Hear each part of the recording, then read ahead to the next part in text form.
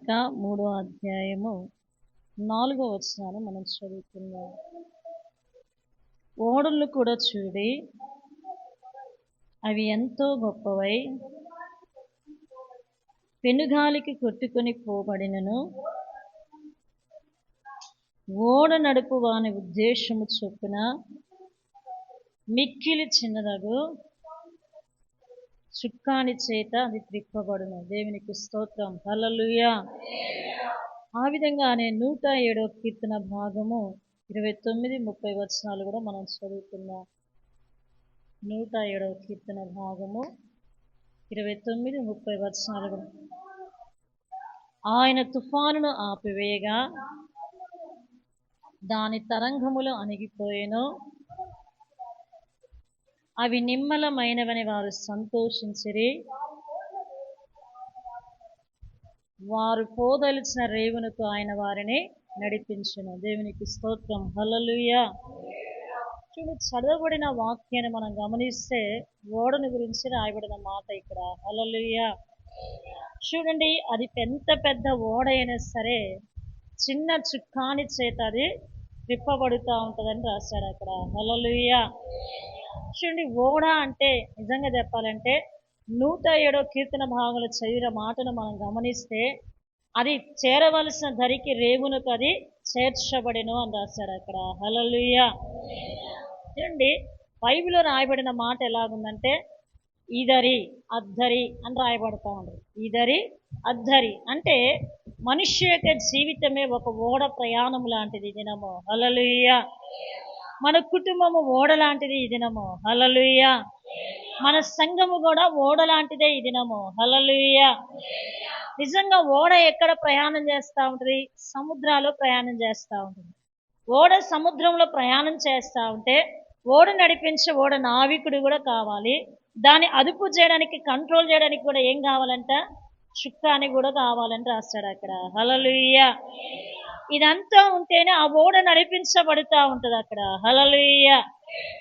ఈ దరి నుంచి ఆ దరికి చేరాలి అంటున్నాడు. 107వ కీర్తన భాగాన్ని మనం చదివితే వారు చేరవలసిన రేవునికి దేవుడు వారిని చేర్చాడని రాశాడు అక్కడ. హల్లెలూయా. చూడండి, మన ఆత్మీయ యాత్ర కూడా ఇలాంటి ప్రయాణం లాంటిదే. ఇద్దరి అంటే భూలోకం నుంచి స్టార్ట్ అవుతున్న మన ప్రయాణము. అద్దరి అంటే పరలోకానికి మనం వెళుచున్నాం ఈ దినము. హల్లెలూయా. ఒకవేళ బ్రతికినంత కాలములో ప్రభు రాకడ ఆలస్యమైందనుకోండి, ఒకవేళ మనం చనిపోయామనుకోండి, పరలోకానికి వెళ్ళిపోతాం. అదేవిధంగా ప్రభు నిజంగా మధ్యాకాశానికి వచ్చాడు అనుకోండి, మనం ఎక్కడికి వెళ్ళిపోతాం? ఆధారి అంటే మధ్యాకాశానికి వెళ్ళిపోతా ఉంటాం అక్కడ. హల్లెలూయా. అంటే మన జీవితమైనా, మన సంఘమైనా, మన కుటుంబాలైనా దేనితో పోల్చుకున్నాడంటే ఓడ లాంటి జీవితమే మన దినము. హల్లెలూయా. ఓడ లాంటి జీవితాలు ఎలాగుండాలంటే అవి ఆగిపోవద్దు, అవి బ్రద్దలైపోవద్దు, కానీ చేరవలసిన దరికి అవి క్షేమంగా చేరాలి దినము. హల్లెలూయా. ఒకవేళ ఆత్మీయ జీవితంలో నిజంగా తిమోతి పత్రికలో రాసిన విధంగా అదిగో ఫలానా మనుషులు వాళ్ళ విశ్వాస జీవితంలో వాళ్ళు ఓడలు బ్రద్దలైపోయాయని అన్నట్టుగా మన జీవితాలు కనబడకూడదు దినము. హల్లెలూయా. చదువుతారా మాటలు? అట్టి మనస్సాక్షిని కొందరు త్రోసివేసి విశ్వాస విషయమైన ఓడ బ్రద్దలైపోయినందున పోయిన వారి వలె వారు చెడి ఉన్నారు. వారిలో హ్యూమనైనను అలెగ్జాంద్రు కూడా ఉన్నారని రాశాడు అక్కడ. హల్లెలూయా. చిన్న వీరి యొక్క విశ్వాసం అనే ఓడంట బ్రద్దలైపోయి చెడిపోయిందని రాశాడు. అద్దరికి చేరిందని రాయలేదు అక్కడ. హల్లెలూయా. మరి ఎవరి ఓడలు నిజంగా అద్దరికి చేరుతాయి, ఎవరి ఓడలు బ్రద్దలైపోయాయని ఒక 4 మాటలు మీకు బైబిల్ గ్రంథంలో చూపిస్తాయి దినము. హల్లెలూయా. చిన్న మొట్టమొదటిగా మనకు తెలిసిన వాక్యమే యోనా గ్రంథము 1వ అధ్యాయము 7వ వచనాన్ని మనం చదువుకుందాం.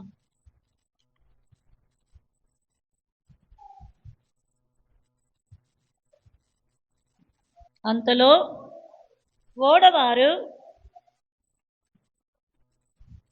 ఎవరిని బట్టి మనకి కీడు సంభవించిందని తెలియటకై మనము చీట్లు వేయుదము రండి అని చెప్పి ఒకరితోనొకరు చెప్పుకొని చీట్లు వేయగా చీటి యోనా మీదికి వచ్చెను.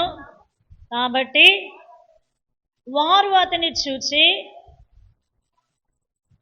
ఎవని బట్టి ఈ కీడు మాకు సంభవించెను, నీ వ్యాపారమేందో, నువ్వెక్కడి నుండి వచ్చితివో, నీ దేశమేందో, నీ జనమేందో, నీ సంగతి అంతయు మాకు తెలియచేయమని యోనాను అడగగా, అతడు వారితో ఇట్లనెను, నేను హెబ్రీయుడను,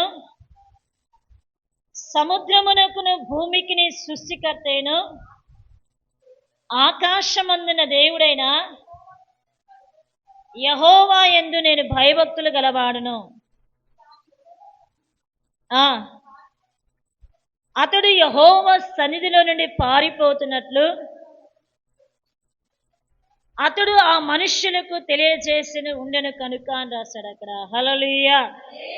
చూడండి, ఇక్కడ చదవబడిన వాక్యాన్ని మనం గమనిస్తే ఇతడు ఉన్న ఓడ ఏమైపోయిందంటే భయంకరమైన తుఫాను చేత ఓడ కొట్టుకొని పోతాం, ఓడ మునిగిపోతాం. అలాంటి టైంలో దరికి చేరుతామనే ఆశ ఎవరికి కూడా లేదంట అక్కడ. హల్లెలూయా.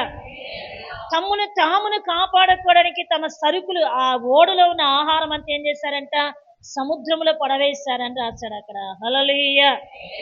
అసలు ఏమి జరుగుతుందో అర్థం కాని పరిస్థితిలో అందరూ తమ తమ దేవుల్ని వేడుకుంటా ఉంటుంటే ఇతడు మాత్రం చాలా గాఢ నిద్రలో ఓడ అమరనున్నట్టు గమనించాడు అక్కడ. హల్లెలూయా. అప్పుడు అంటున్నారు, వాళ్ళు ఏమంటున్నారంటే, అసలు ఈ కీడు ఎవరిని బట్టి సంభవించిందో నిజంగా మనం ప్రతి ఒక్క పేర్లు రాసి చీట్లు వేద్దాం, చీట్లు ఎవరి పేరు మీద వస్తే వాని బట్టే అన్నట్టుగా చేశారు అక్కడ. హల్లెలూయా. చీటి అంతా రాశాడు. చీటీలు ఎవరు వచ్చిందంట. వెంటనే వాళ్ళు అన్నారు, అరే బాబు, ఓ నిద్రపోతాడా, అసలు నువ్వెవరివి, అసలు నీ దేశం ఏంది, నీ వ్యాపారం ఏంది, అసలు నీ జనమేంది, నువ్వు ఎక్కడి నుంచి వస్తున్నావు, ఎక్కడికి పోతున్నావు, అసలు నీ అడ్రస్ ఏందో మాకు తెలవాలి అంటున్నారు అక్కడ. హల్లెలూయా. ఆయన ఏమన్నాడో తెలుసా అండి, భూమికి సముద్రమునకు సృష్టికర్తైన యెహోవా యందు భయభక్తులు కలిగిన గలవాడనై ఉన్నా. ఎలాగున్నాడంట ఆయన, భూమికి సముద్రమునకు నిజంగా సృష్టికర్త అయిన దేవుని ఆరాధన చేస్తున్న వ్యక్తిగా నేనున్నానన్నాడు అక్కడ. హల్లెలూయా. ఎందుకు మరి ఈ కీడు సంభవించిందంటే అక్కడ అన్నాడు, నేను యెహోవా సన్నిధిలో నుండి ఏమైపోతున్నాను, పారిపోతున్నాను, అందుకే నాకు ఈ కీడు సంభవించింది అన్నాడు అక్కడ. హల్లెలూయా. హల్లెలూయా. చూడండి, ఓడ ముందుకు వెళ్ళలేకపోతా ఉంది. నిజంగా ఓడ ఏమైపోతుందంటే మునిగిపోతా ఉంది. చచ్చిపోతామనే ఆ బాధ వాళ్ళకుంది, కానీ బ్రతుకుతామనే ఆశలు కూడా ఏ మాత్రం కూడా లేకపోయింది అక్కడ. హల్లెలూయా. ఇదంతా సంభవించడానికి కారణం ఏందయ్యా అంటే దేవుని సన్నిధిలో నుండి పారిపోయినందుకు ఇలాంటి కార్యాలు జరిగాయని రాశాడు అక్కడ. హల్లెలూయా. ఈరోజు మన జీవితంలో, మన ఆత్మీయ యాత్రలో మన ఓడ ఎలా ఉంది ఈరోజు కింద మీద అవుతా ఉంటే మనకు అర్థం కాని పరిస్థితి. మనం ఏమనుకుంటామంటే, నాకు యేసు ప్రభు గురించి ఎందుకు తెలియదు, యేసు ప్రభు చెప్పే ఎంత నాకు తెలుసు అని కొన్నిసార్లు అనుకుంటాము, కానీ దేవుని మాటకు నిజంగా మనం లోబడుతున్నామా? రెండవది, మనము దేవుని సన్నిధిలో నిలిచిన వారంగా ఉన్నామా? దేవుని సన్నిధికి మనం దూరంగా పారిపోయిన వ్యక్తిలాగా మనం కనబడుతున్నామా ఈ దినము? హల్లెలూయా. హల్లెలూయా. దేవుని సన్నిధిలో మనం కనపడాలి, కానీ దేవుని సన్నిధిలో నుండి మనం పారిపోయిన వ్యక్తులుగా మనం దేవుని ఎదుట కనబడకూడదు. ఒకవేళ మనం కనపడ్డామంటే ఇలాంటి కీడే సంభవిస్తూ ఉంటుంది, ఓడకు సంభవించినట్టుగానే ఈరోజు నీవు నేను ఒక ఓడగా ఉన్నాం దేవుని దృష్టిలో. మన కుటుంబాలు ఓడతో సాదృశ్యంగా ఉన్నాయి, మన సంఘాలు కూడా ఓడకే సాదృశ్యంగా ఉన్నాయి. ఈరోజు బ్రద్దలైన ఓడ వలె మనం ఉండకూడదు. నిజంగా ఇది ఎందుకు సంభవించింది ఈ కీడు అంటే, తనంతా తానే ఒప్పుకుంటున్నాడేమంటే, ఈ కీడంతా నన్నుని బట్టే అంటున్నాడు అక్కడ. హల్లెలూయా. ఏం చేశావురా అంటే, నేను యెహోవా సన్నిధిలో నుంచి ఏమైపోయాను, పారిపోయానని చెప్తా ఉన్నాడు అక్కడ. హల్లెలూయా. కానీ దావీదు అంటున్నాడు, 27వ కీర్తన భాగం మనం చదివితే, నేను దేవుని దగ్గర ఒక వరమును కోరుకున్నాను. ఆ వరం ఎలాంటిదయ్యా అంటే, నేను యెహోవా యొద్ద ఒక వరమును అడిగి తిని దానినే నేను వెతుకుచున్నాను. యెహోవా యొక్క ప్రసన్నత నేను చూచుటకును, ఆయన ఆలయములను ధ్యానించుటకును నా జీవిత కాలమంతయు నేను దేవుని యొక్క సన్నిధిలోనే నివసింపగోరుచున్నాను అన్నాడు అక్కడ. హల్లెలూయా. ఇప్పుడు యోనా వలె సన్నిధిలోంచి పారిపోయాడా, సన్నిధి కావాలని ప్రార్థన చేస్తున్నాడా? లోకములో అన్నిటికంటే నాకు ఒక్క వరం కావాలి ప్రభా. ఏ వరం అంటే, నా జీవిత కాలమంతా కూడా నేను ఈ సన్నిధిలో నేను ఉండాలి, నీ ప్రసన్నత నేను చూడాలి. ఆ ఒక్క వరం నాకు ఇస్తే చాలు ప్రభా, ఈ బ్రతుకు దినాలని దేవుని సన్నిధిలో ఉండడానికే ఆశపడుతున్నాడు ఈ దినము. హల్లెలూయా.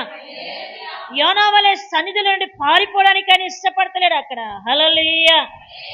కానీ సన్నిధి ఎంత గొప్పది అంటే, ఈ రోజు ఈ సన్నిధి యొక్క విలువ తెలవక చాలా మంది సన్నిధికి దూరం అయిపోతున్నారు ఈ దినము. హల్లెలూయా.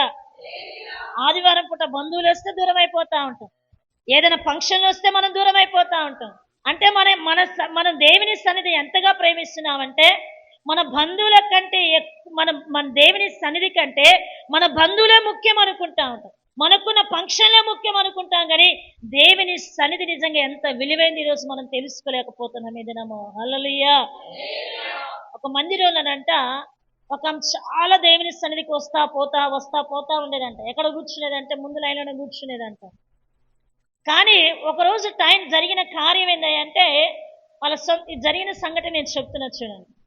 సొంత చెల్లంట బయట దేశం నుంచి వచ్చిందంట. ఆ వచ్చే ముందు అన్నదంట, ఈరోజు సండే నేను దేవుని మందిరానికి వెళ్ళాలి అంటే, నా ఒక్కదాని కోసం నిజంగా నీకు చెల్లె మీద ప్రేమ లేదా అక్క? ప్రేమ లేదా నీకు? నిజంగా రాక నేను వస్తున్నాను, నా కోసం నువ్వు ఉండాలంటే సరేలే అని దేవుని సన్నిధి కంటే ఎక్కువ చెల్లె మాట విని ఆ రోజు ఇంట్లో ఉండిపోయిందంట. ఇక చెల్లె ఎలాగో వస్తుందని చాలా చాలా చాలా చక్కగా వంట చేస్తా ఉంది. కావలసిన కూర కానీ అన్ని వంట చేసేసింది. ఆ కూర చేసిన తర్వాత లాస్ట్ అనుకుందంట తన కోసం ఒక స్వీట్ కూడా చేసి పెడదామని స్వీట్ రెడీ చేస్తా ఉంటే జరిగిన కార్యం ఏందయ్యా అంటే, ఆ వేడి స్వీట్ నా గిన్నె వచ్చి ఆమె అంట కడుపు మీద పడిపోయిందంట. ప్రతి అవయం కాలిపోయిందంట. డాక్టర్ అన్నాడంట, దేనికి పనికిరావని చెప్పాడంట అక్కడ. హల్లెలూయా.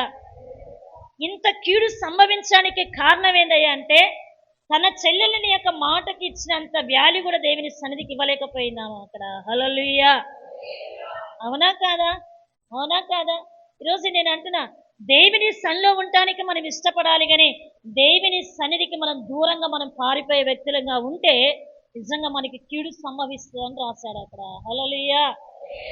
లూకా సువార్త 1వ అధ్యాయం 6వ వచనం మనం చదివితే, ఇద్దరు దంపతులు మనకి కనపడుతున్నారు. దేవుని సన్నిధిలో ఎలాగ వారు ఏ ఉద్దేశంతో వారు సేవ చేస్తున్నారు, చక్కని మాటలు అక్కడ రాయబడ్డాయి. చదవండి 1:6. వీరిద్దరు ప్రభు యొక్క సకలమైన ఆజ్ఞల చొప్పున న్యాయ విధుల చొప్పునను నిరపరాధులుగా వారు నడుచుకొనుచు దేవుని దృష్టికి వారు నీతిమంతులుగా ఉండిపోయారని రాశాడు అక్కడ. హల్లెలూయా. దేవుని సన్నిధిలో వారు ఎలాగున్నారు? దేవుని యొక్క ఆజ్ఞలు వారు పాటిస్తూ, దేవుని యొక్క సన్నిధిలో వాళ్ళు ఎలా ఉన్నారు? న్యాయ విధులను వారు పాటిస్తూ అంట నిరపరాధులుగా బ్రతుకుతున్నారని రాశాడు అక్కడ. హల్లెలూయా.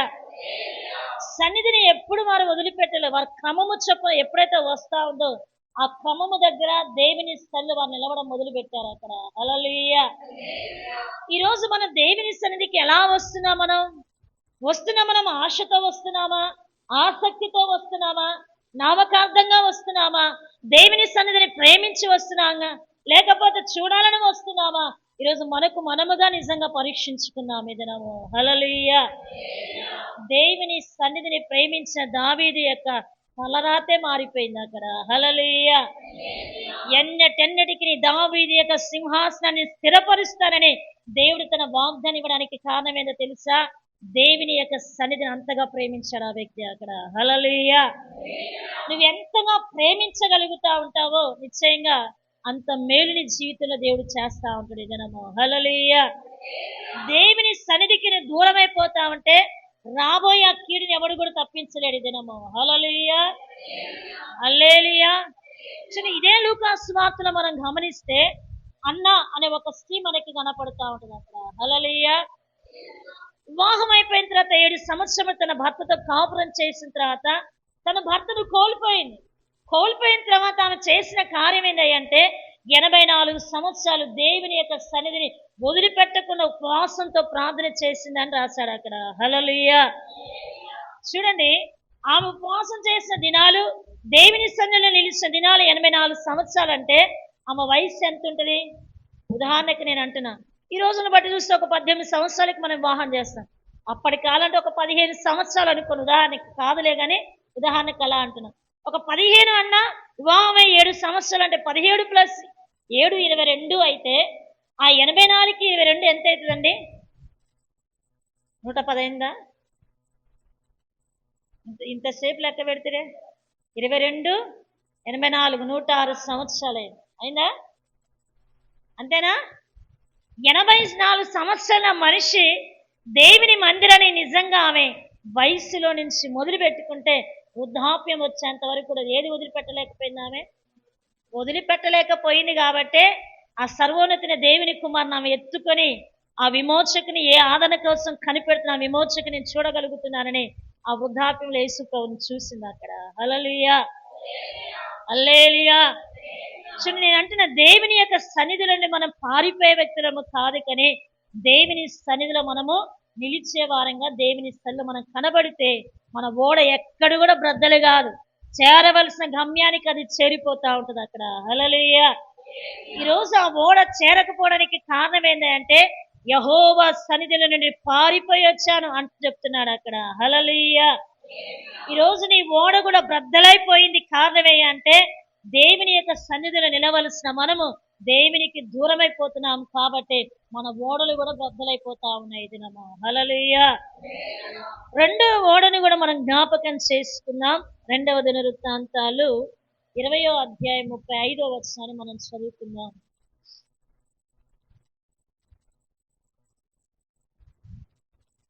20:35. ఇది అయిన తర్వాత యూదా రాజైన యెహోషాపాతు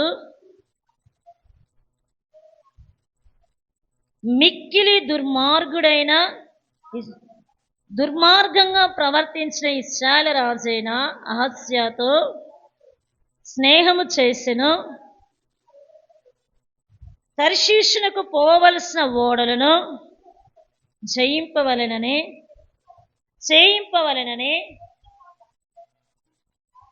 యెహోషాపాతు అతనితో స్నేహము చేయగా వారు ఎస్నోనెర్గెబెరులో ఆ ఓడను చేయించిరి. అప్పుడు మరేషవాడును దోదావాహు కుమారుడగు ఎలియేజరును, నీవు అహజ్యాతో స్నేహము చేసుకుంటేవి కనుక యెహోవా నీ పనులు భంగము చేయనని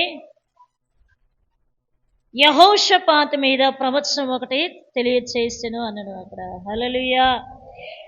ఏం ప్రవచనం చెప్పాడంట? ఆ ఓడలు తర్షీషునకు వెళ్ళజాలకుండా బ్రద్దలైపోతాయని చెప్పాడు అక్కడ. హల్లెలూయా. చూడండి, ఇక్కడ యూదా రాజైన యెహోషాపాతు గురించి మనం చదివాము ఈ దినము. హల్లెలూయా. యెహోషాపాతు ఎలాంటి వాడు మనకందరికీ తెలుసా? ఈ బెరాకా లోయ అనే మాట కూడా నిజంగా దేవుడు ఈ యెహోషాపాతు గురించి రాయబడి 20వ అధ్యాయంలో మనకు కనబడుతూ ఉంటుంది అక్కడ. హల్లెలూయా. ఈయన యూదా ప్రజలకి రాజుగా ఉన్న కాలంలో శత్రులు ఇతని మీదకి యుద్ధానికి వస్తే తన బలాన్ని బట్టి ఆయన అతిశయపడలేదు, కానీ దేవా మా శక్తి సరిపోదయ్యా, మా బలము సరిపోదు నాయన, నీవే మాకు దిక్కుగా ఉండాలని దేవుని సన్నిధిలో ఉపవాసం ఉండి ప్రార్థన చేయడమే కాదు, నిజంగా చెప్పాలంటే పాటలు పాడేవారిని కూడా నిర్ణయించుకున్నాడు అక్కడ. హల్లెలూయా. ఒక పక్క ఉపవాస ప్రార్థన జరుగుతూ ఉంది, ఒక పక్క పాటలు పాడుతూ ఉన్నారు. దేవుడు అన్నాడు, యెహోషాపాతు యుద్ధం నువ్వు చేయవలసిన అవసరం లేదు, నేనే మాటుగాన్ని బట్టి నీ పక్షాన్ని యుద్ధం చేస్తాను. ప్రభువే యుద్ధం చేసి అతనికి ఎంత గొప్ప ఘన విజయాన్ని ఇచ్చాడంటే అంత ఘన విజయం ఇచ్చాడు అక్కడ. హల్లెలూయా. అలాంటి యెహోషాపాతు గురించి ఇక్కడ రాయబడిన మాట ఏంటంటే, ఇతడు ఎవరితో స్నేహం చేశాడు? మిక్కిలి దుర్మార్గత పనులు జరిగిస్తున్న ఇశ్రాయేలు రాజైన అహజ్యాతో తన స్నేహం ఉంది అని రాశాడు అక్కడ. హల్లెలూయా. ఎప్పుడైతే స్నేహం చేశాడో అతనితో పాటు ఓడలు ఎలా తయారు చేయాలి, ఓడలనే ఒక బిజినెస్ ఎట్లా తయారు చేసుకుంటే డబ్బులు మనం సంపాదించగలుగుతామని అతనితో ఆయన చేయి గలిపాడు. చేయి కలపడమే కాదు, బియ్యము కూడా పొందాడు అతనితో అక్కడ. హల్లెలూయా. బియ్యం అంటే మా బాబుకి మా పాపనిచ్చి వివాహం చేస్తానంత ఆ సంబంధాన్ని కూడా పెట్టుకున్నాడు అక్కడ. హల్లెలూయా. మన బైబిల్ గ్రంథంలో ఇదే దినవృత్తాంతాల్లో 19వ అధ్యాయం 2వ వచనం ఒకసారి మీరు చదవండి.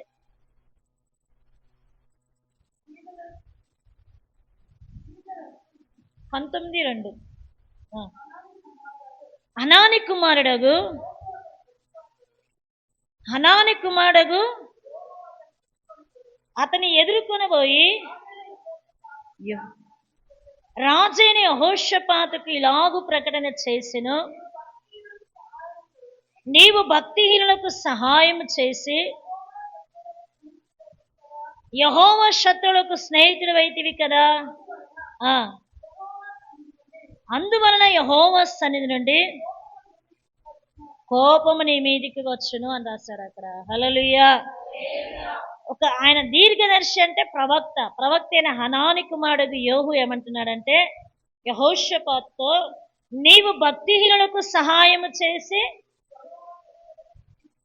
యెహోవా శత్రువులకు నువ్వేమైపోయావు, స్నేహితుడిగా మారిపోయావు అని రాశాడు అక్కడ. హల్లెలూయా. యెహోవా శత్రువులకే స్నేహితుడు అయిపోయాడు. దుర్మార్గత నడుస్తున్న ఆ రాజుకి ఏం చేశాడంట, అతనితో చేయి గలిపాడంట, బియ్యం పొందాడంట. ఇలాంటి దుర్మార్గ పనులు చేసే కల్లా అక్కడ కూడా ప్రవక్తకి హెచ్చరిక అన్నాడు, ఏ యొక్క ఓడలు మీరు తయారు చేస్తున్నారు అవి ఇంకా దరిగి చేరవు, అవి బ్రద్దలైపోతాయని చెప్పేశాడు అక్కడ. హల్లెలూయా. నిజంగా ఈ ఓడ బ్రద్దలవడానికి కారణం ఏంటయ్యా అంటే బైబిల్లో రాశాడు యాకోబు పత్రికలో ఏమన్నాడంటే, మన స్నేహము నిజంగా మన లోకంతో స్నేహము చేస్తే అది దేవునికి వైరము, దేవునికి శత్రులం అయిపోతామని రాశాడు అక్కడ. హల్లెలూయా. ఉందా యాకోబు పత్రికలో, ఈ లోక స్నేహము దేవునికి వైరమని మీరు ఎరుగరా అంటే మన స్నేహం ఎవరితో ఉండాలి? ఈరోజు మన స్నేహం ఎవరితో ఉండాలి? పరిశుద్ధులతో ఉండాలి, అపోస్తులతో ఉండాలి, ప్రవక్తలతో మన యొక్క సహవాసం ఉండాలి, ప్రార్థించు వారిలో మనం ఉండాలి. దినము హల్లెలూయా. దేవుని కుమారునితో మన సహవాసం ఉండాలన్నాడు అక్కడ. హల్లెలూయా. కానీ ఎవరితో సహవాసం చేశాడు ఇక్కడ? భక్తిహీనులతో సహవాసం చేశాడంట, భక్తిహీనులకు సహాయము చేశాడంట, దుర్మార్గతలో ఉన్న వారితో స్నేహము చేశాడని రాశాడు అక్కడ. హల్లెలూయా. లోక సామెత ఒకటి ఉంటుంది, ఏమిటంటే నిజంగా మనం లోకస్తులతో స్నేహం చేస్తేనంట కరెక్ట్గా 6 మాసాలు చేస్తే వారు వీలవుతారు, వీళ్ళు వాళ్ళవుతారు అని అన్నాడు. అవునా? ఇది లోక సామెత. ఇది నమో. హల్లెలూయా. అవుతారా కారా? తప్పనిసరిగా అవుతా ఉంటారు అక్కడ. హల్లెలూయా. నేను అంటున్నా 6 నెలలే నిజంగా మనం స్నేహం చేస్తే వాళ్ళు వీలవుతారు, వీళ్ళు వాళ్ళవుతారు అన్నారు. మనం యేసు ప్రభుతో సహవాసం చేయడానికి ఎన్ని సంవత్సరాలు అయింది? 5 అయిందా, 6 అయిందా, 10 అయిందా, 15 అయిందా, 20 అయిందా? మరి ఆయన బుద్ధులు మనకి రావాలిగా. ఆలోచన చేయండి. 6 నెలలకి వాళ్ళ బుద్ధులు మనకు వస్తున్నాయంటే మన ఎక్స్పీరియన్స్ ఎంత? యేసు ప్రభు నమ్ముకొని భక్తి జీవితంలో ఎన్ని సంవత్సరాలు అయింది? మరి ఆయనతో మనం సహవాసం చేస్తున్నామని చెప్పినప్పుడు ఆయన లాంటి మనసే మనకు ఉండాలి, ఆయన లాంటి చూపే ఉండాలి, ఆయన లాంటి ప్రేమే ఉండాలి, ఆయనలాగా క్షమించే మనసే మనకు ఉండాలి. మరి అలాంటి క్వాలిటీలు మనకు వస్తున్నాయి అంటే మన భక్తి జీవితంలో సీనియారిటీ ఉంది, కానీ సిన్సియారిటీ ఏమాత్రం కూడా లేదని చెప్పాలి. నమో. హల్లెలూయా. ప్రతిష్టత, వేరుపాటి జీవితం, ఖచ్చితమైన భక్తి మనకుందా అంటే ఏ కోణంలో కూడా లేదు. ఎందుకు రాట్లా సహవాసం? మరి మనకి దేవునితో సహవాసం చేస్తున్నాం కదా, దేవుని మందిరానికి వస్తున్నాం కదా, మరి ఎందుకు మనకి ఇలాంటి ప్రతిష్టత, వైరాగ్యము, రోషము అలాంటిది ఎందుకు రాలేకపోతుంది భక్తి జీవితంలో అంటే మనకి సిన్సియారిటీ లేదు. ఇది సీనియారిటీ ఉంది కానీ భక్తి జీవితంలో సిన్సియారిటీ లేదు. అంటే అంత వైరాగ్యం లేదు మనకి. అసలు దేవుని నమ్ముకున్నామంటే, దేవునితో సహవాసం చేశామంటే ఈజీగా ప్రభు యొక్క పోలిక మనలోనికి రావాలి. దినము హల్లెలూయా.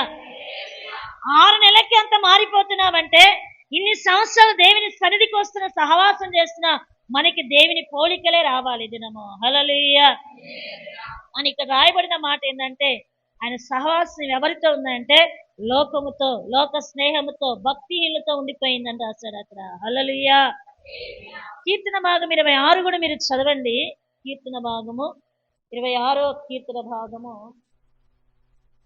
4వ వచనం చదవండి ఒకసారి. నీ మార్గములు నాకు తెలియచేయము. 26:4 చదువు. పనికి మాలిన వానితో నేను సాంగత్యము చేయను, వేషధారులతో నేను పొందు చేయను, దుష్టుల సంఘమే నాకు అసహ్యము, భక్తిహీనులతో నేను సాంగత్యము నేను చెయ్యను అన్నాడు అక్కడ. హల్లెలూయా. ఏమన్నాడమ్మ కీర్తనకారుడు అక్కడ 4వ వచనంలో? పనికి మాలిన వాళ్ళతో నేను సాంగత్యము. ఎవరు రాశారు ఈ కీర్తన? దావీదు రాశాడు. ఆయన స్నేహం అంటే ఎవరితో చేయడంట? పనికి మాలిన వానితో చేయడంట. రెండవది, వేషధారులతో నేను సాంగత్యము పొత్తు చేయడం అదేలే.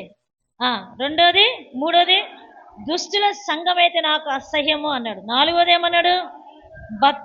భక్తిహీనలతో నేను సాంగత్యము నేను. ఇది బయట ఉన్న వాళ్ళ లోపల ఉన్నారా? ఈడ బయట ఏం లేరు. అదంతా ఆ బ్యాచ్ అంతా సంఘంలోనే ఉంది. సంఘంలోనే ఆ మనుషులతోనే నిజంగా మాట్లాడుతున్నాను. మనం అనుకున్న పనికి మాలిన వాళ్ళు బయట ఉంటారు కానీ సంఘంలో ఉంటారా? దేవదూతలం కదా మనం అనుకున్నాం. దేవదూతలం ఏం కాదు. సంఘంలో ఉన్నంతసేపు దేవదూతలమే. సంఘం అవతల దయ్యాలం.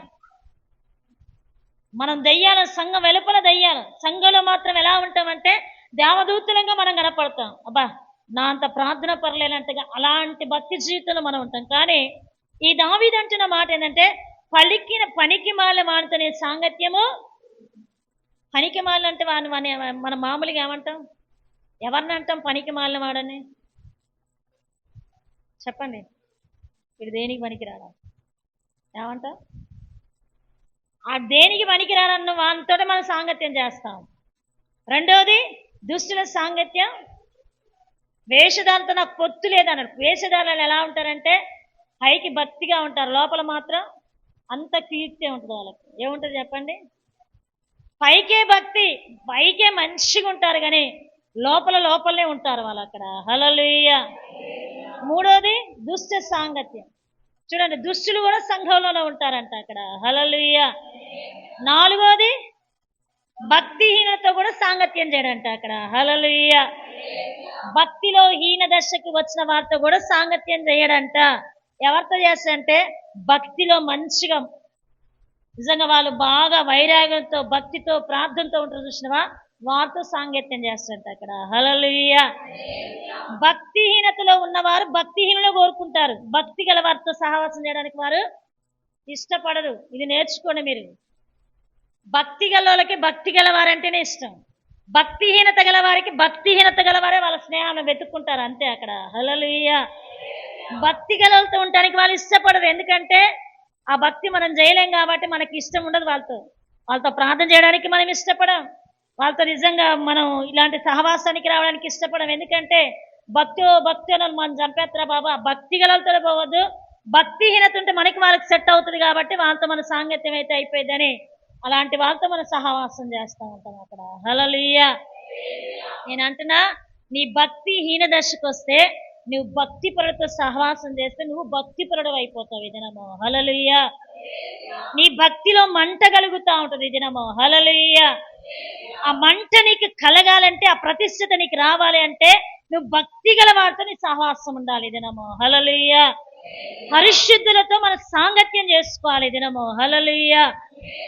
అందుకనే బైబిల్లో రాస్తా ఉంటుంది. ఎవరి గురించి? తిమోతి గురించి రాసేటప్పుడు అంటారు, యవనుడా యవన ఇచ్చలకు నువ్వు దూరంగా పారిపోము.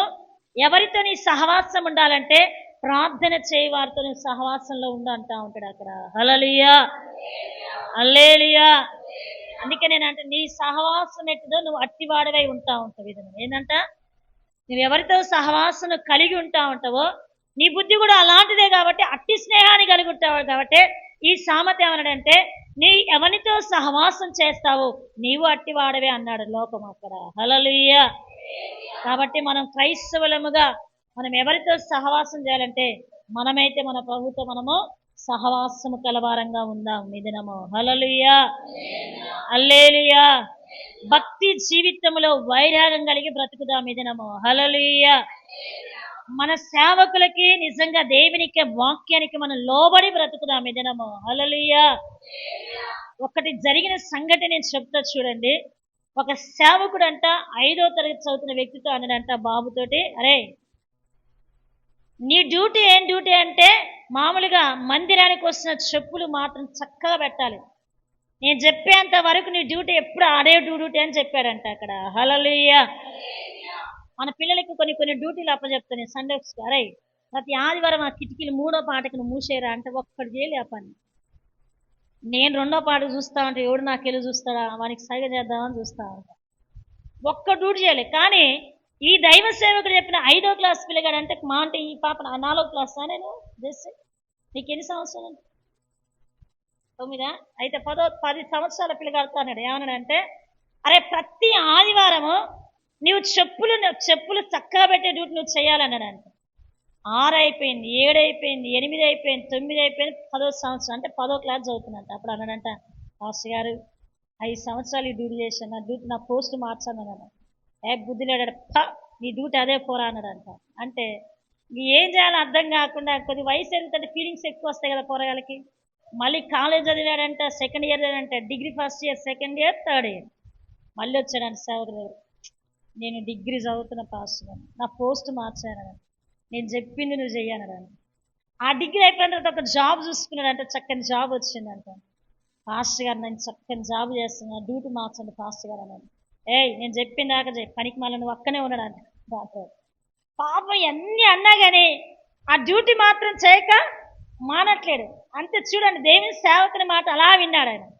కొద్ది రోజుల తర్వాత కలెక్టర్ పోస్ట్ వచ్చిందంట ఆయనకు. కలెక్టర్ పోస్ట్ వచ్చిన తర్వాత పాస్టర్ దగ్గర సంతోషంగా నవ్వుకుంటూ వచ్చింది, ఈసారన్నా నా పోస్ట్ మారుస్తామంటే, పనికి మాలినాడు ఆ డ్యూటీ చేసిన కాబట్టి నువ్వు కలెక్టర్ అయినారా, నువ్వు ఆ డ్యూటీ చేయాలన్నాడు. దేవునికి స్తోత్రం. హల్లెలూయా. ఇప్పుడు మనల్ని ఆ మాట పనికి మాలినాడు నువ్వు అదే డ్యూటీ చేయాలంటే నువ్వు వస్తావా చర్చికి? నీకు కనీసం వాక్యం చెప్పినట్టు చేయి పెడితేనే ఇప్పుడు చాలా అభ్యంతరాలు జరుగుతున్నాయి తెలుసా.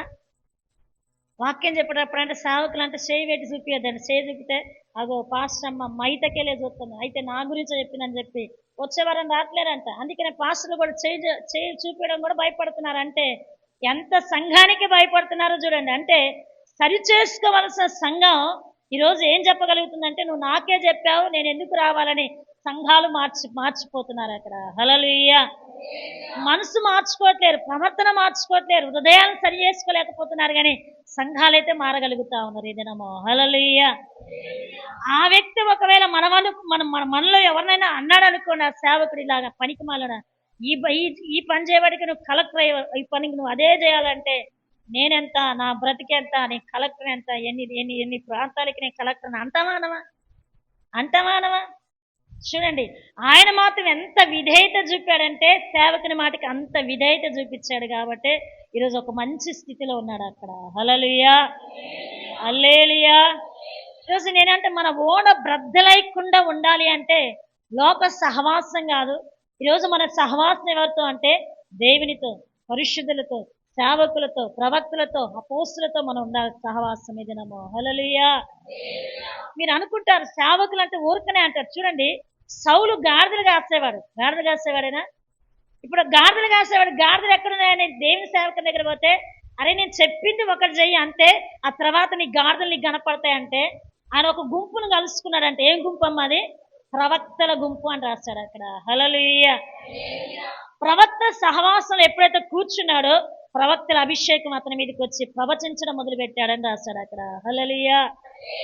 నువ్వు ఆ గుంపులోనికి వస్తేనే నీకు అంత భాగ్యం దొరుకుతుంటే, ఈరోజు ఆ గుంపును వదిలిపెట్టి లోక స్నేహం అని లోక స్నేహితులని పడి వాళ్ళకంటే పరిశుద్ధుల కంటే, సేవకుల కంటే, దేవుని కంటే వారే నీకు ప్రాణము అన్నట్టుగా నువ్వు ప్రేమిస్తున్నావంటే ఇక నువ్వు ఎప్పుడో కోల్పోయావు ఆ సహవాసాన్ని దినము. హల్లెలూయా. నేను అంటున్నా, ఒకవేళ ఒకప్పుడు నువ్వు భక్తిగానే ఉండొచ్చు యెహోషాపాతు వలె. ఈరోజు ఆ భక్తి వదిలిపెట్టి దేవుని మీద ఆధారపడవలసిన నీవు, దేవునితో సహవాసం చేయవలసిన నీవు ఒకవేళ దూరమైపోయి, ఒకవేళ నీ ఓడ బ్రద్దలైపోయిందేమో, దేవుని దగ్గర పశ్చాత్తాపం పొంది ఈ 4వ నెలలో ప్రభా నా ఓడ ఎలాగుండాలంటే బ్రద్దలైన స్థితిలో ఉండదు, కానీ దరికి చేరే ఓడగా, ఆ రేవుకు చేరే ఓడగా నా ఓడ ఉండాలని ప్రార్థన చేసుకునేదనము. హల్లెలూయా, హల్లెలూయా. మూడోదిగా మనం గమనిస్తే ఇంకొక ఓడ కూడా మీకు జ్ఞాపకం చేస్తే యెహెజ్కేలు గ్రంథము 27వ అధ్యాయం 1వ వచనాన్ని మనం చదువుకుందాం. మరియు యెహోవా వాక్కు నాకు ప్రత్యక్షమై ఇలాగు సెలవిచ్చెను, నరపుత్రుడా, తూరు పట్టణమును గూర్చి అంగలార్పు వచనము ఎత్తి దానికి ఇలాగును ప్రకటన చేయాలి. 27 చదువు.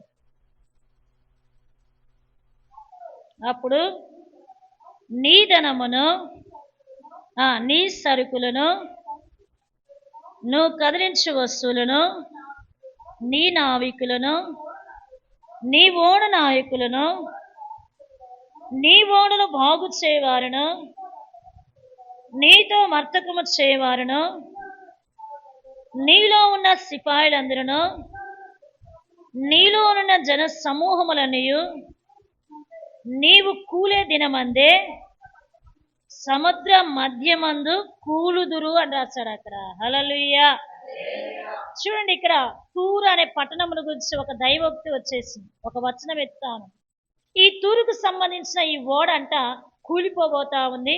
నీతో పాటు ఏమేమి కూలిపోతా ఉన్నాయి, ఎలా కూలిపోతుందంటే అది మధ్యలోనే ఆ ఓడ కూలిపోబోతుందని చెప్పాడు అక్కడ. హల్లెలూయా. ఎవరి గురించి? తూరు అధిపతుల గురించి రాశాడు అక్కడ. హల్లెలూయా. తూరు పట్టణాల గురించి రాయబడిన మాట ఇక్కడ. హల్లెలూయా. తూరు అధిపతులకున్న జ్ఞానం ఎంత జ్ఞానం అంటే, వారు ఒక ఓడను తయారు చేశారంటే వారంత టాలెంట్ ఇంకెవరు ఉండరు అక్కడ. హల్లెలూయా. ఎంత టాలెంట్ అంటే, ఒకప్పుడు ఆ రోజుల్లో వారు ఒక ఓడను తయారు చేసి అంత సక్సెస్గా ఉంటే, అదే ఓడ నిజంగా చెప్పగలుగుతా ఉంటే టైటానిక్ ఓడ గురించి మనకు తెలుసు, అవునా? ఈ టైటానిక్ ఓడని కూడా తయారు చేసింది కూడా వీలే, ఆ జ్ఞానమును ఆ నడిపింపించింది కూడా వీలే. అది ఆ టైటానిక్ ఓడను వాళ్ళు తయారు చేసిన తర్వాత ఏమని చెప్పారో తెలుసా? వాళ్ళు ఏమని చెప్పారంటే, ఇది ఎక్కడా ఆగిపోదు, ఎవరు దీన్ని ఆపలేరు, దేవుడు పైనుంచి వచ్చిన దేవుడు కూడా దీన్ని ఆపలేడని చెప్పారు అక్కడ. హల్లెలూయా. ఎప్పుడైతే ఆ తయారు చేయబడిన ఓడ గురించి వారు ఆ మాట మాట్లాడారో పరలోకమందు దేవుడు చూశాడంతే అక్కడ. హల్లెలూయా.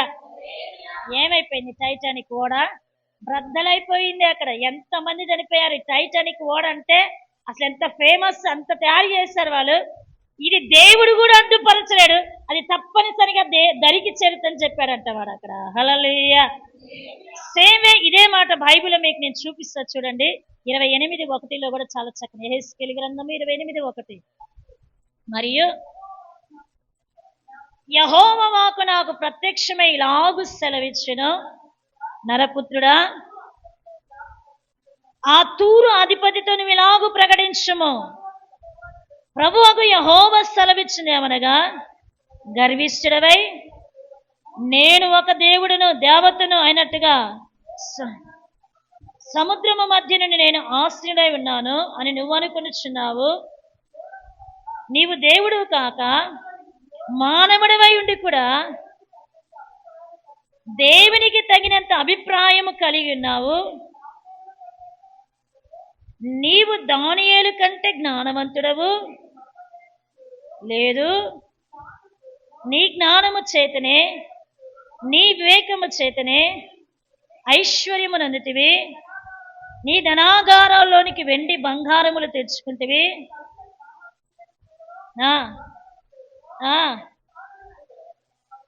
చాలు. చూడండి, ఇక్కడ చూడండి. ఈ తూరుకు సంబంధించిన అధిపతులకి నిజంగా వాళ్ళు ఏమనుకుంటున్నారంటే, మా అంత జ్ఞానవంతులేరు, మేము ఎలాంటి వారం అంటే, మేము ఒక ఓడను తయారు చేస్తామంటే సముద్ర మధ్యలో మేము ఎలాంటి వారం అంటే దేవులము దేవతలమని దేవునికి సమానంగా ఎంచుకున్నారంట వాళ్ళు అక్కడ. హల్లెలూయా. ఎప్పుడైతే వీరు సమానంగా ఎంచుకుని మేమే మా జ్ఞానము చేత మేము సంపాదించుకున్నాం, మా జ్ఞానము చేత దీన్ని మేము తయారు చేసుకున్నాం, మా అంత ధనవంతులు లేరు, మాకున్నంత డబ్బు ఎవరికి లేదని అనుకుంటున్న వారితో దైవోక్తి ఏమొచ్చిందంటే, మీ ఓడ సముద్రం మధ్యన ఏమైపోతా ఉంది, కూలిపోబోతా ఉందని 27:27 రాశాడు అక్కడ. హల్లెలూయా, హల్లెలూయా. ఎందుకు దరికి చేరలేకపోయిందంటే వాడు గర్విష్ఠుడై అని రాశాడా? గర్వం చూడండి ఎంతవరకు తీసుకొచ్చిందంటే ఆ గర్వాన్ని బట్టి అంటే మొత్తమే ఓడే కుప్పగూలిపోయిందని రాశాడు అక్కడ. హల్లెలూయా. మనుషుల గర్వం ఎంత భయంకరమైందంటే అందుకనే సామెతలు ఏమన్నా నాశనమునకు ముందు గర్వమే నడుస్తుందంట అక్కడ. హల్లెలూయా. మనిషి నాశనం అవుతున్నాడంటే ముందు ఏం నడుస్తుందంటే గర్వమే. అంటే భయంకరమైన గర్వం. ఈ రోజు ఆ గర్వం ఎలాంటిది అంటే నిజంగా మన ఆత్మీయ జీవితంలో ఓడను కూడా బ్రద్దలు చేస్తుంట అక్కడ. హల్లెలూయా. ఈ గర్వాలు రెండు విధాలుగా ఉంటాయి. ఒక భౌతికమైన గర్వము, రెండవది ఆత్మీయమైన గర్వం కూడా ఉంటా ఉంటుంది జనము. హల్లెలూయా. భౌతికమైన గర్వం అంటే నా అంత నాకున్నంత డబ్బు ఎవరికి, నాకున్నంత బ్యాలెన్స్ ఎవరికి, నాకున్నంత పొలం ఎవరికి, నేను మెయింటైన్ చేసినట్టుగా ఎవరైనా మెయింటైన్ చేయలేకపోతున్నారని కొంత ఉన్నదాన్ని బట్టి ఎంత గర్వపడతారంటే దేవునే మరిచిపోతా ఉంటారు అక్కడ. హల్లెలూయా. దేవుని సన్నిధినే మరిచిపోతారు, అంత గర్విష్ఠులైపోతాడు. ఇదేంటంటే భౌతికమైన గర్వాలు ఇవి ఇక్కడ. హల్లెలూయా. ఆత్మీయ గర్వం అంటే నేను పాడినట్టుగా ఎవరు పాడలేరు, నేనుంటేనే ఆరాధన జరుగుతూ ఉండదు, నేను ప్రార్థన చేసినట్టుగా ఎవరు ప్రార్థన చేయలేరు, నిజంగా నేను దైవికమైన దర్శనములు చూసినట్టుగా ఎవరు చూడలేరు, నేను ప్రవచించినట్టుగా ఎవరు ప్రవచించలేరు, నేను చెప్పినట్టుగా వాక్యం ఎవరు చెప్పలేరని ఇది ఆత్మ సంబంధమైన గర్వం ఇదేనమో. హల్లెలూయా. ఏది ఏమైనా దేవుడు మనకిచ్చే తలాంతులను బట్టి ప్రభువుని మనం స్తుతించాలి ఇదేనమో. హల్లెలూయా. దేవుడు మనకిచ్చే వర్ధిలతను బట్టి, దేవుడిచ్చే మనకు ఐశ్వర్యాన్ని బట్టి మనం ప్రభుని ఆరాధించే వారంగా ఉండాలి ఇదేనమో. హల్లెలూయా. నాకుంది నాకుంది నాకుందని గర్వపడ్డావా, ఆ గర్వమే ఈ రోజు ఏమైపోతుందంటే నీ ఓడ బ్రద్దలైపోయేటట్టుగా చేస్తా ఉంటుంది జనము. హల్లెలూయా. హల్లెలూయా. గర్వించిన నెబుకద్నెజరు ఏమైపోయాడు, అడవి పాలైపోయాడు, గడ్డి తినిపించాడు దేవుడు అక్కడ. హల్లెలూయా. గర్వించిన లూసిఫర్ ఏమైపోయింది, పాతాళంలోనికి త్రొక్కబడింది అక్కడ. హల్లెలూయా. ఇలా బైబిల్ గ్రంథంలో ఒక్కొక్కరి గురించి మనం చెప్పగలుగుతా ఉంటే నిజంగా మనకి నిజంగా అంతులేని వాక్యాలు ఉన్నాయి ఈ దినము. హల్లెలూయా. అందుకనే బైబిల్ అన్నాడు, అహంకారాన్ని ఎదిరించి దీనులకు నేను కృప చూపుతాను అన్నాడు ప్రభు అక్కడ. హల్లెలూయా. నా జ్ఞానము నా ధనము నేనే అన్నట్టుగా నువ్వు గిర్రవెక్కాకు అంటున్నాడు అక్కడ. హల్లెలూయా. ఈ తూరు పట్టణములకు సంబంధించిన అధిపతులు వాళ్ళ యొక్క ఓడలు ఏమైపోయాయంటే నిజంగా అవి మధ్యలోనే కూలిపోయాయని రాశాడు అక్కడ. హల్లెలూయా. 107లో చెప్పిన రీతిగా నిజంగా అద్దరికి రేవునకు చేరిన యొక్క ఓడలాగా లేవని రాశాడు అక్కడ. హల్లెలూయా. ఈ మూడు భాగాలుగా మనం గమనిస్తే ఈ 3 పాయింట్లు కూడా దేని బట్టి మనం ఓడలు బ్రద్దలైపోయా మనం చక్కగా రాస్తాడు. కానీ 4వదిగా మనం గమనిస్తే ఒక ఓడ బైబిల్లో కనపడింది, అదే నోహాహు ఓడ అని రాస్తాడు అక్కడ. హల్లెలూయా. హల్లెలూయా. చూడండి, ఇది ఆదికాండము 6వ అధ్యాయం మనం చదువుతా ఉంటుంటే ఈ ఓడను గురించి చాలా చక్కని మాటలు రాశాడు. అది ఎలా తయారు చేయబడుతుంది ఆ ఓడ అని 14వ వచనం నుంచి మనం చదువుకుందాం. చితి సారకం రానితో మీ కొరకు ఒక ఓడను తయారు చేసుకుని అరలు పెట్టి ఆ ఓడను తయారు చేసి లోపల వెలుపను దానికి కీలు పుయ్యవలెను,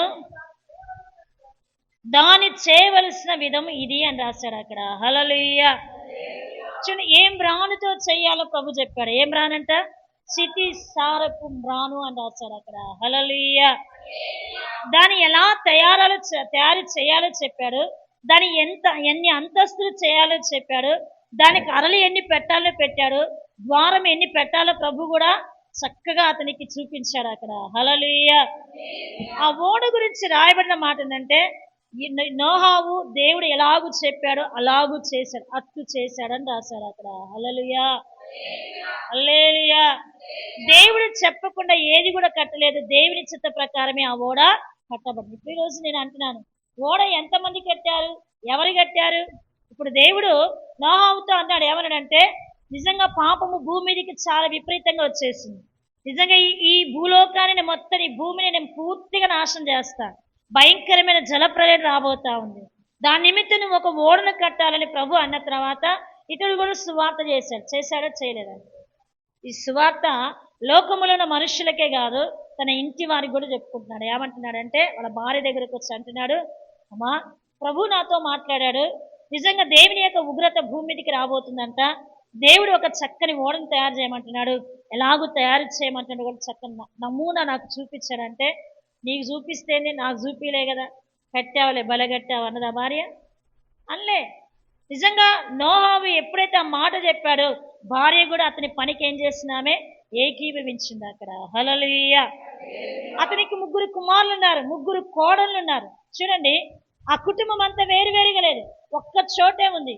ఇప్పుడు వాళ్ళ పిల్లల దగ్గరికి వచ్చాడు, కుమారుల దగ్గరికి వచ్చాడు. బాబు బాబు అనే 3 పట్టుకొని అంటున్నాడు, దేవుడు నన్ను ఇట్లా ఓడ తయారు చేయమన్నాడు, దేవుని ఉగ్రత భూమి మీదకి ఇలా రాబోతుందంట, నిజంగా దానిని మనం కాపాడబడాలంటే ఈ ఓడ మనం తయారు చేసుకుని ప్రభువు చెప్పాడంటే, ఆ మాటకి వాళ్ళు అపహాస్యపు మాటలు మాట్లాడారా?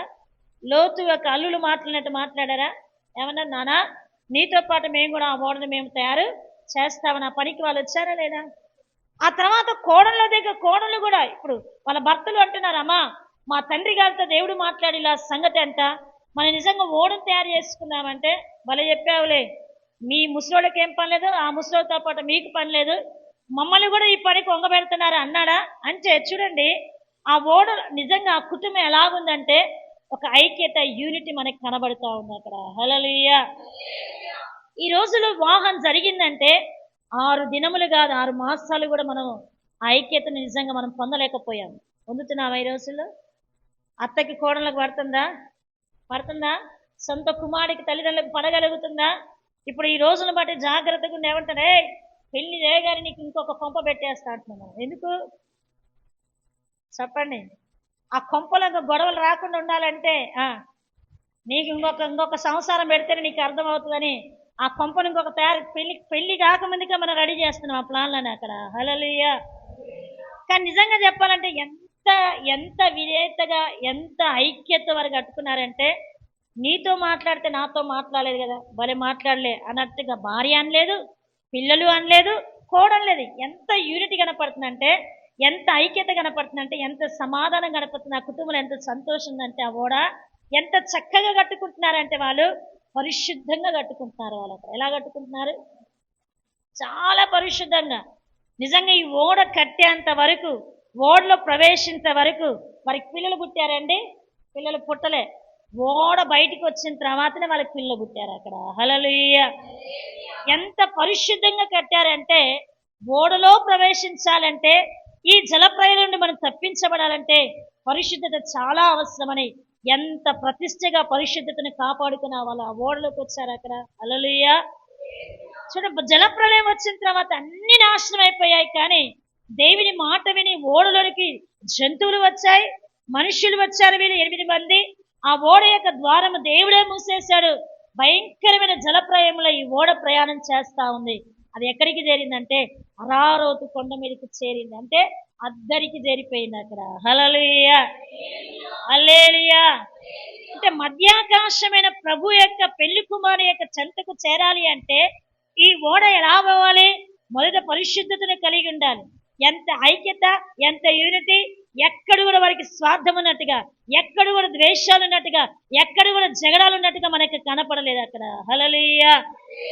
చూడండి, కన్యక ఎలాగుండాలని బైబిల్ ఎంత చక్కని మాట రాశాడంటే, లేవీయులకు రాసిన మాట చదివి మనం ముగించుకుందాం. 21వ అధ్యాయము 13-14 వచనాలు మనం చదువుకుందాం.